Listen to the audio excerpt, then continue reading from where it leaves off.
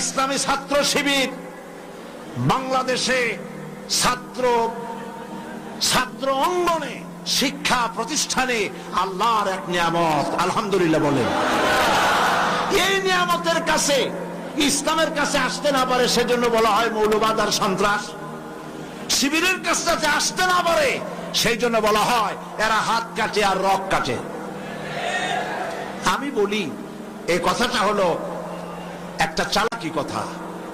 হাত কাটা গলা কাটা এইটা সহজ না পেটের মধ্যে ছুরি মারা বা গুলি করে মারা সহজ? কোনটা সহজ? তো হাত কাটা আর গলা কাটা গুলি বলে কেন? হাত কাটতে কাটা কত বড় মুসিবত, তারে 4-5 জনের ঠাইসে ধরা লাগবে। তাছাড়া কেউ কি বলবে যে আসছেন যখন আপনি হাতটা কাটিয়ে দিয়ে যান, এরকম বলবে কেউ?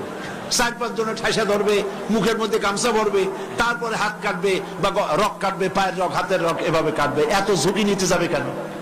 ছুরিটা, যে ছুরিটা দিয়ে হাতটা কাটবে ওই ছুরিটা পেটের মধ্যে মুখের মধ্যে ঢুকাই দিলেই তো সারলো। এটা বলে কেন? এই সহজ কাজটা করে না, রক কাটে গলা কাটে কেন বলে? এই কথাটা বলে প্যানিক সৃষ্টি করতে চায়। যে সমস্ত ছাত্র ছাত্রীরা দিন পেতে চায়, ইসলামে আসতে চায়, তারা যেন ইসলামী ছাত্র শিবিরের কাছে আসতে না পারে তার জন্য ষড়যন্ত্রমূলক এই বদনাম তারা দেশ শুদ্ধ জড়াইছে। কিছুই করতে পারবে না ইনশাআল্লাহ, এগুলি করে কিছু করতে পারবে না। 119 জন শিবিরের নেতা কর্মী শাহাদাতের নজরানা আল্লাহর দরবারে পেশ করেছে। আমি আপনাদেরকে বলবো পরের মুখে ঝাল না খাইয়া নিজের একটু চেষ্টা করেন। ওরা যেখানে থাকে শিবিরের ছেলেবেলেরা, এরা মাঝে মধ্যে সভ্যেদারি করে, যাই দেখবেন ঘরের পাশে গিয়া জানলার ফাঁক দিয়ে তাকাই দেখেন ওরা কি করে। এরা মাদ্রাসায় পড়ে নাই, কলেজে বিশ্ববিদ্যালয় পড়ে, হয়তো দাড়ি টাড়িও এ পর্যন্ত অনেকে রাখতে পারে নাই, কিন্তু যাই দেখবেন বস্তা ছেঁড়া হইলো বালাম চাউলে ভরা, উপরে রং কাঁচা থাকলেও ভিতরে পাকা আম। ভিতরে যাই দেখবেন রাতের বেলা যখন তারা সভ্যদারি করে, তাহাজ্জুদের নামাজ পড়ে, সাহাবায়ে কেরামদের জীবনী আলোচনা করে আর মুনাজাত করে, সারা রাত কিভাবে ওরা কান্দে একটু তাকায় দেখে। এই চোখের পানি তারা আল্লাহর জন্য দেয়, দিন প্রতিষ্ঠার জন্য কাজ করে। সুতরাং এদের সাথে শত্রুতা না করে এই কাজগুলি, সন্তান যদি ভালো বানাতে চান, শিক্ষাঙ্গনে সন্ত্রাসী কারা সেদিকে তাকায় দেখেন, আর সন্ত্রাস কম করে কারা তাদেরকে দেখেন, সন্ত্রাস করে না কারা তাদেরকে দেখেন। এই জন্য সন্তান যদি ভালো বানাতে চান ছেলেদেরকে, তাহলে এই লাইনে দেন। মেয়েদেরকে যদি ভালো বানাতে চান এই পরিবেশে ছাত্রী সংস্থার সাথে দিয়ে দেন।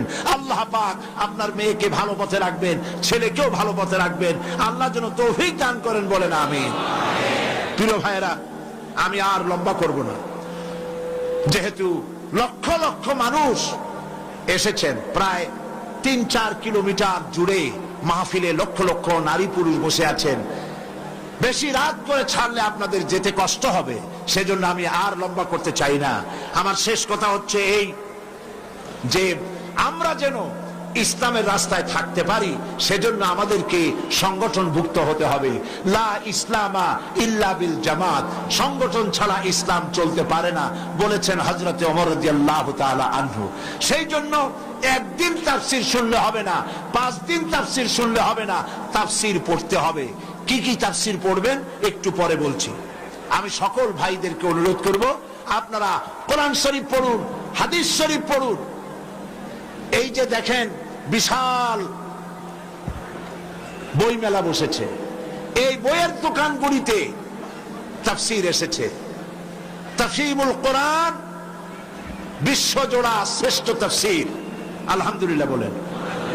অনেক তাফসীর আছে, মারিফুল কোরআন, তাদাব্বুরুল কোরআন, তাফসীর আশ-শাফি, তাফসীর রুহুল মাআনি, বহুত তাফসীর আছে।